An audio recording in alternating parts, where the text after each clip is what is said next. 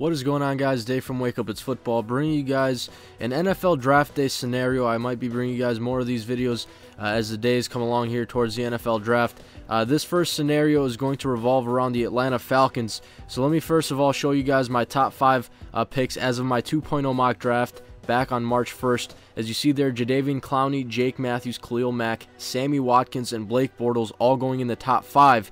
Now, I kind of laid out in a scenario here as if, you know, if Houston decides to take a quarterback, they don't decide to take Jadeveon Clowney, who in my opinion is one of the best players in this draft, probably a top 2 prospect between him and Khalil Mack. Again, just my opinion, I really like Mack.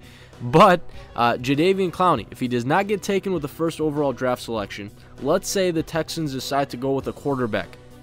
Again, my opinion, I like Blake Bortles as the top quarterback in this draft, so I would have Houston taking him number 1 overall based off of his size, his stature, and I think, you know, he could be a better quarterback than Johnny Manziel or Teddy Bridgewater. Let's just say Blake Bortles gets taken first overall. Now, Jadeveon Clowney is still on the board.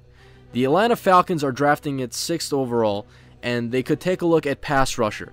So potentially here we could see a draft day trade where the Falcons trade up with the St. Louis Rams at number 2 and take Jadeveon Clowney 2nd overall.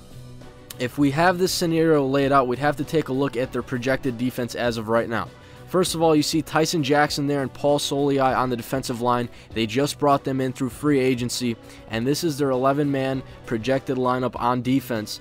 And you would ask yourself, well, you know, they have Tyson Jackson at defensive end. They have Osi Umenyiora at defensive end. In my opinion, Osi Umenyiora is a bit older.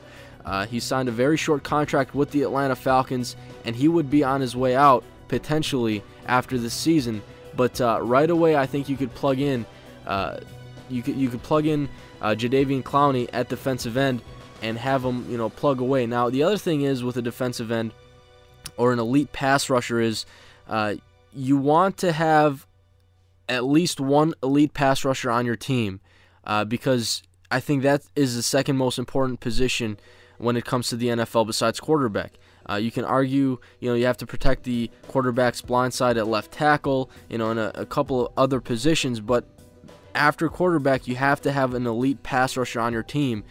Tyson Jackson, potentially, you know, a solid pass rusher in Kansas City, but he did play in the 3-4 scheme.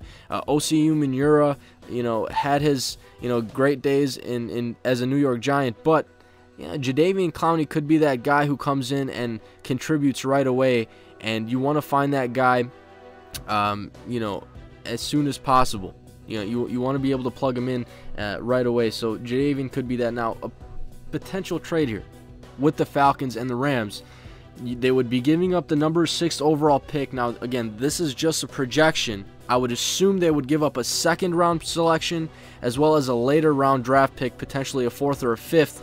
So in this scenario, it would be number 37 and number 135 to the St. Louis Rams for the number 2 overall pick, where they would take Jadeveon Clowney and you know, have an elite pass rusher on that defense. Let me know what you guys think. Throw your comments down below as to whether you guys think the Falcons will trade up with the St. Louis Rams if Jadeveon Clowney is there, and whether they would give up, you know, their 2nd and 5th round pick to acquire Jadeveon Clowney. But that is one of my draft day scenarios. I should be bringing you guys a couple more as the days go on here, but that's all I got for you guys today. I'm out.